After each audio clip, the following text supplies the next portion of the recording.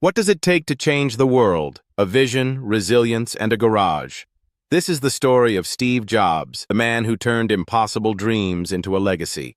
Let's dive into the journey of one of the greatest innovators of our time. Steve Jobs wasn't born with a silver spoon, but he was born with a mind full of curiosity.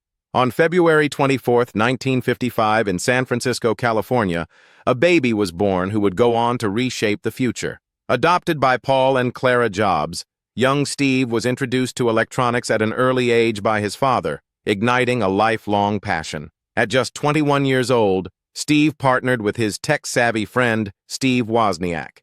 In 1976, in a tiny garage in Los Altos, California, the duo founded Apple Computer. Their first product, the Apple I, was hand-built but innovative. It wasn't long before the Apple II became the first successful mass-market personal computer. Success wasn't enough for Steve. He wanted revolution. In 1984, he introduced the Macintosh, the first computer with a graphical user interface, forever changing how we interact with technology. But even geniuses face storms. By 1985, internal conflicts led to Steve being ousted from Apple, the company he had built. Yet, this setback was just a setup for a greater comeback.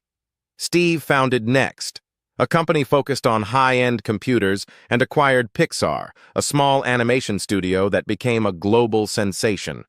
With hits like Toy Story, Pixar didn't just dominate animation, it redefined storytelling. In 1997, a struggling Apple called Steve back as CEO.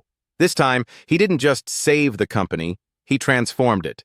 The iMac, iPod, iPhone, and iPad weren't just products, they were cultural icons. The iPhone alone redefined communication, entertainment, and how we live our daily lives.